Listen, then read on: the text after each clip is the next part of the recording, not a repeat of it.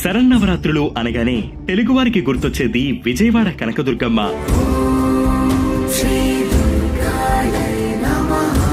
9 రోజుల పాటు అమ్మవారిని 9 రూపాల్లో అలంకరించి ప్రత్యేక పూజలు నిర్వహిస్తారు. దసరా నవరాత్రుల సందర్భంగా ఇంద్రకీలాద్రి చరిత్ర గురించి ఈ రోజు అనగనగాలో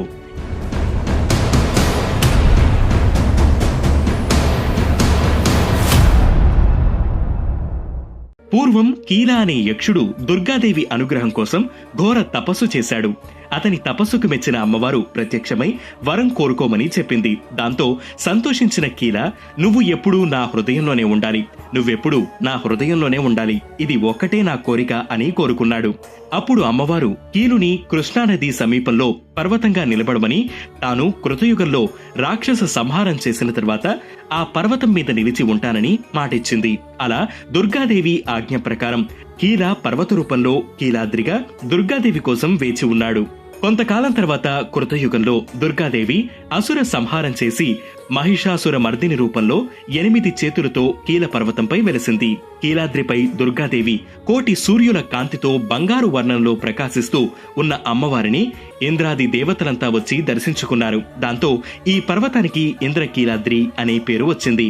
అలాగే దుర్గాదేవి బంగారు వర్ణంలో ప్రకాశిస్తుంది కాబట్టి ఈ పర్వతానికి కనకచల అనే పేరు కూడా వచ్చింది. అయితే ఈ పర్వతంపై శివుడు కూడా ఉండాలని భావించిన బ్రహ్మదేవుడు శత అశ్వమేధ యాగం చేశాడు.